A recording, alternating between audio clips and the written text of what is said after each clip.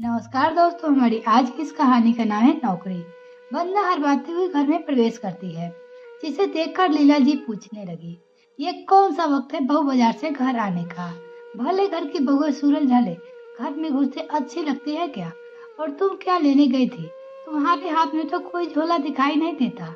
हम ये पर्स आते हुए टपरी करने गई थी। लीला जी की पारखी नजरों अपनी बहू के ऊपर से नीचे तक एक्सरे कर देख चुकी थी।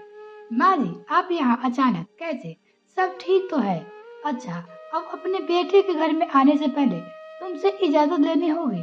तुमसे पूछना होगा कि महारानी घर में मिलेंगी कि नहीं। ये मेरे बेटे का घर है। मैं जब चाहे आऊँ, जब चाहे जाऊँ। तुम्हें क्या? माँ जी, मेरे कहने का मतलब नहीं था। बिल्कुल, ये आपका ही घर है। बस आप अपने आने की खबर दे देते तो मैं आपके लिए चाय नाश्ते की व्यवस्था पहले से रख रखती। वंदना ने बात को संभालते हुए कहा, अरे तुम क्या हमें चाय नाश्ता कराओगी? हमें पहले से ही अंदाजा था तुम्हारी काम चोरी का, इसलिए हम गांव से ही अपना खाना लेकर आए हैं। और देखो, 1 घंटा हो गया यहाँ आए, तुम्हारे कुछ अता पता ही नहीं थे, तो हमने चाय बनाकर भी पी ली। लीला जी गुस्से से बोले। तब बेटा धीरज बोला, माँ शांत हो जाओ, अब वंदना आ गई है ना, शाम के खाने की आपको फिक्र करने की जरूरत नहीं है। चलो, आप थक गई होगी, अपने कमरे में आराम करो। उसने वंदना की तरफ संभालूंगा ऐसा इशारा आंखें ही आंखें कर दिया। अरे बेटा, मेरी थकान तो तुझे देखते ही उतर गई। अब चल, मुझे तुमसे बहुत सारी बातें करनी है। बोल। अपने हाथ साथ धीरज को अपने कमरे में ले गई। वंदना फटाफट हाथ मुंह धोकर रसोई में जुट गई। सबकी पसंद का खाना बनाया, खिलाया, साफ सफाई करके सुबह के नाश्ते के लिए सब्जियां काटकर आटा लगाकर रख दिया। इसी बीच वो धीरज से बात करनी चाहती थी, लेकिन माँ जी ने ऐसा करने का एक मौका भी नहीं दिया। फिर उसने सोचा रात कमरे में बात कर लेगी, लेकिन उन्होंने धीरज को अपने पांव दबाने और घर की बातें करने में इतना समय लगा दिया कि धीरज अपनी माँ के साथ ही सो गया। वंदना को बहुत देर हो रही थी, इसलिए वो अपने कमरे में जाकर सो गई। जो बात वो करनी चाहती थी वो अधूरी रह गई। सुबह 5 बजे उठकर फटाफट कुकर लगा, गैस पर सब्जी चढ़ा, पराठे बनाने में लगी। मिक्सी में मसाला पीस रही थी कि रसोई में होते खटपट की आवाज सुन लीला जी मुनमुनाते हुए रसोई में आ गई। अरे बोली, क्या बहू, ये सुबह से कुकर की सीटियां लगा रही हो, मिक्सी भुनभुना रही हो? तुम्हें तो पता है कि मुझे 6 बजे उठने की आदत है। फिर ये सुबह से क्या लगा रखा है? क्या अपनी सास को थोड़ा सा चैन से नहीं सोने दे सकती? तू अपनी बहू से कहने लगी। माँ जी, स्कूल ऑफिस का टिफिन नाश्ता खाने की तैयारी कर रही हो। अगर अभी से नहीं करूँगी तो फिर मुझसे बहुत देर हो जाएगी। स्कूल सुबह 9 बजे से ऑफिस 10 बजे का, 5 बजे से ठंडा वसा खाना खिलाने की कौन सी आदत पड़ गई है तुम्हें? मेरे बेटे और बच्चों को तुरंत तवे से उतारकर गर्मा गर्म पराठा खिलाया करो। और घर में ही पड़ी रहती हो तो तुम्हें क्या परेशानी होगी भला? अपने बहू से कहने लगी। असल में पिछले 1 साल से वंदना साड़ी के शोरूम में नौकरी कर रही है, और ये बात उसने अपने ससुराल में किसी को नहीं बताई। सभी लोग गांव में रहते हैं, शहर बहुत कम आते जाते थे, इसलिए इस बात की खबर अभी किसी रिश्तेदार को नहीं थी। और फिर बताते भी क्या, ससुराल वाले को बहू नौकरी करे ऐसा पसंद नहीं है। बहुत हिम्मत करके बोली, मुझे भी दुकान के लिए 9:30 बजे निकलना होता है। दुकान? कौन सी दुकान? सासू माँ ने आंखें बड़ी करते हुए पूछा। मैं एक साड़ी के शोरूम में कंप्यूटर पर बही खाते देखती हूँ, मतलब नौकरी करती हूँ। तुम्हारा दिमाग खराब हो गया है। आज तक हमारे खानदान की बहू में नौकरी नहीं की और तुम साड़ियाँ बेच रही हो। तुम्हारी हिम्मत कैसी हुई ऐसा छोटा काम करने की? हे भगवान, इसलिए मैं धीरज से कहती थी गांव में ही काम संभाल ले, शहर जाकर नाक कटवाने की जरूरत नहीं है। जाने कौन सी पट्टी पढ़ाई मेरे बेटे को, जो अपनी पत्नी से काम करवाने लगा।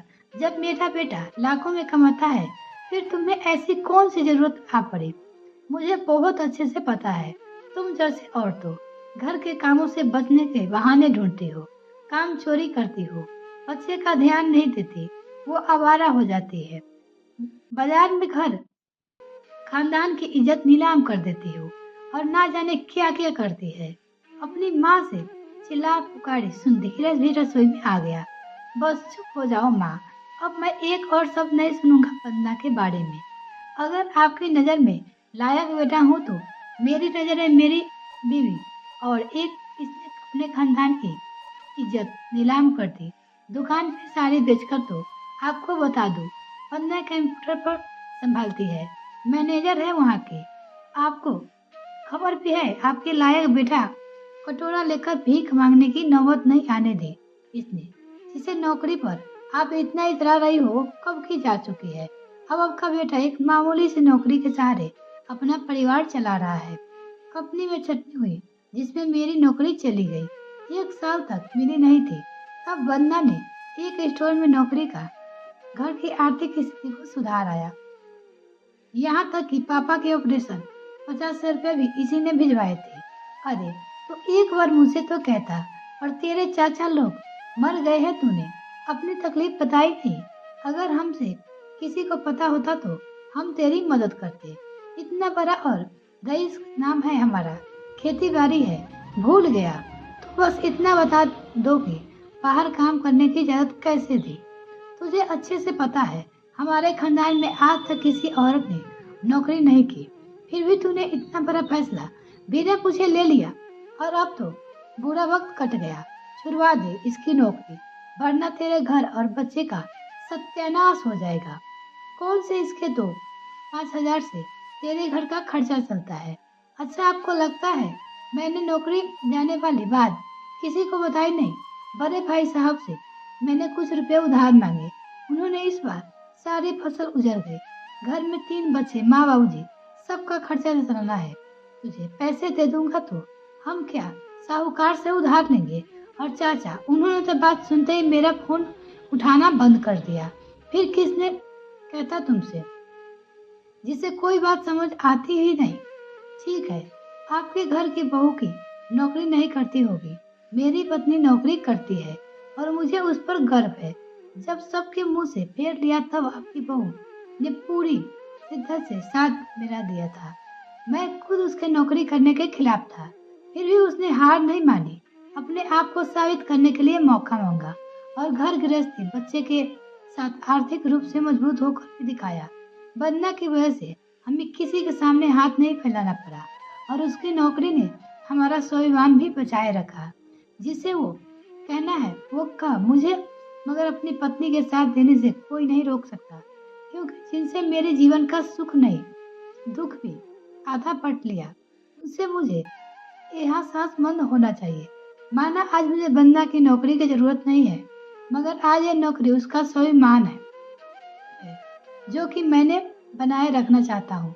हो सकता है माँ, इसके स्वाभिमान से आपकी नाक कट्टी हो, लेकिन इनके मेरी नाक ऊंची कर दी है। इसीलिए आपसे अपने घर के मामलों में किसी का दखल पहुँचेगा।